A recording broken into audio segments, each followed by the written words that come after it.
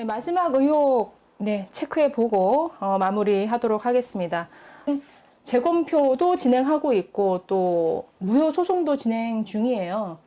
재검표 어떤 결과가 나오면 그래도 이 논란은 해소되지 않을까요? 어떻게 보십니까? 네, 저는 이제 사실 이 부정선거 의혹을 제기하는 분들이 2017년부터 이제 똑같은 이제 레파토리가 지금 진행되고 있어서 그분은 재검표 자체가 사실은 답이 아니에요. 왜냐면 재검표 해봐야 100번 1000번 해도 똑같은 결과치가 나올 수밖에 없어요. 이거는 절차를 아는 사람들은 상식이기 때문에. 근데 재검표 결과 나오면 승복하느냐? 안 합니다. 절대 안 합니다. 왜냐면 이미 다 조작된 결과치를 다 해놨다. 그걸 만들기 위해서 이제 투표지 보관이 있잖아요. 개표가 완료된 투표지 보관에 뭐 구멍이 뚫려 있다는 등, 뭐 집어넣을 수 있다는 등 이런 의혹들 제기했던 이유가 재검표 결과 동일해. 아, 결국은 이놈들 바꿔치겠구나. 그럼 답이 없어요. 네. 그러니까 이거는 제가 같은 이제 한 분이 사실은 참 그래요. 어쨌든 뭐 서울대 의대 나오신 분인데 의사인데도 이제 이분이 저한테 전화 와가지고 그 격한 논쟁도 많이 했습니다.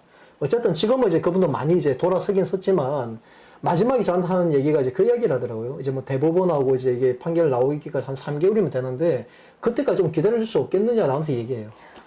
저는 이건 아닙니다. 사실관계가 아닌 게 입증되지 않았냐. 기초사실이 이게 거짓인 게 당신이 인정하지 않았냐. 그럼 문제는 왜 그때가 기다릴 수 없느냐. 다른 게 아니에요. 당신들 문제가 아니고 일반 우리 애국동지들, 애국 시민들은 지금 나름대로 전문가라고 얘기하고 있는 당신들 주장하고 있는 게 지금도 마치 진실이고 사실인 줄 착각하고 있어요. 그런 줄 알고 그분들은 자기 가족들, 자기 형제, 친구, 이웃, 동료들한테 막 유포하고 있거든요. 그런데 당신들이 이미 확인된 거짓말들, 이미 확인된 거짓된 사실들이 나중에 백일하에 드러나겠죠. 그러면은 그분들은 자기 주위의 이웃이나 자기 주위의 가족이나 그 지인들로부터 완전 어떻게 평가받겠습니까? 그리 되면요, 그 이후에는 이분들이 아무리 이제 문재인 정권이 잘못한다라고 얘기해도 주위에 있는 사람들은 우리 동지의 말을 귀를 닫아버려요. 네.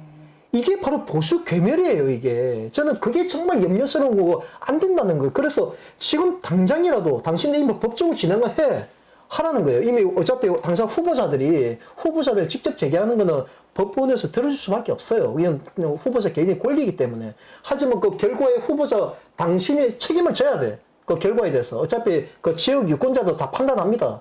그래서 이제 국회의원들이 선뜻 참여하기를 좀 주저하는 이유가 그건데, 좀 이 부정선거 의혹 제기한 사람들은 어떻게든 한 명이나 끌어들이려고. 그러다 보면 이현주 의원까지도 한 발 당구게 됐죠.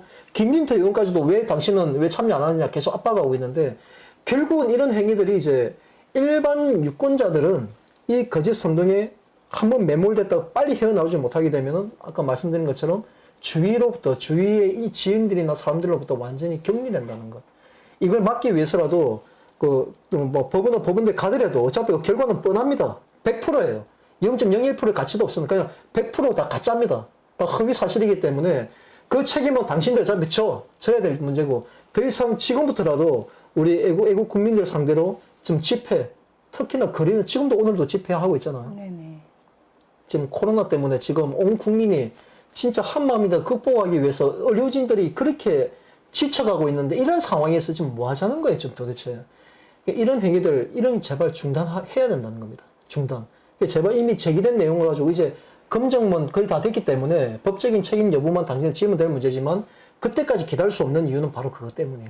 어쨌든 이 이슈가 뭐 우파 진영에 도움이 하나도 안 된다. 분열만 가져올 뿐이다라는 이런 걱정이시죠? 정말 해로운 거죠. 할 일이 너무나도 많은데 모든 걸 다 놓치고 있잖아요. 네, 지금. 사실상 뭐 지난 총선 패배에 대한 정확한 원인과 뭐 분석, 또 앞으로의 어떤 대안 이런 부분에 대한 진지한 사실 토론도 못하고 넘어간 셈이 돼버리니까요. 사실 그 부분이 참 많이 아쉽죠. 뿐만 아니라 뭐 윤미향 사태라든가 뭐 이런 정의기억연대 이런 사태들, 또 최근 북한 뭐 삐라 문제, 아주 국민들을 범법자로 만들려고 하는 이런 법 추진까지 이어지고 있는데, 이런 현안들에 대해서 제대로 참 대응을 못하고 있는 것 같아서 이 부분이 참 너무 아쉽더라고요.